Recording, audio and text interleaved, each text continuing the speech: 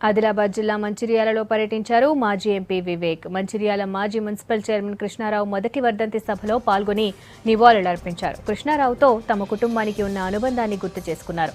ఇటీవల మరణించిన స్వాతంత్ర్య సమరయోధుడు అర్జున్ రావు ఇంటికి వెళ్లిన వివేక్ వారి కుటుంబ సభ్యులకు సానుభూతి తెలిపారు.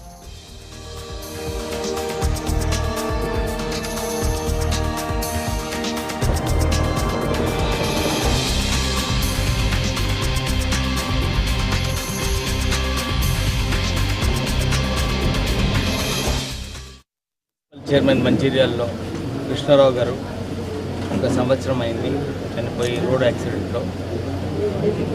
మా నాన్నగారితో వారు 25-30 సంవత్సరాలు కాంగ్రెస్ పార్టీలో ఉండి పనిచేసి మా నాన్నగారి గెలుపు గురించి చాలా కష్టపడ్డారు.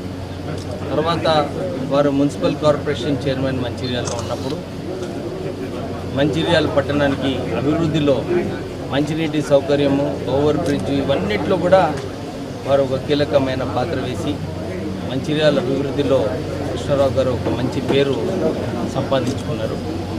ఈరోజు 1 సంవత్సరం అయిన తర్వాత వారి కుటుంబ సభ్యులందరికీ కూడా ఇంకా ధైర్యం ఇప్పిస్తూ వారి ఆశయాలు ఏదైతే ఉన్నాయో కృష్ణారావు గారికి ఇంకా ముందుకు తీసుకెళ్ళాలి.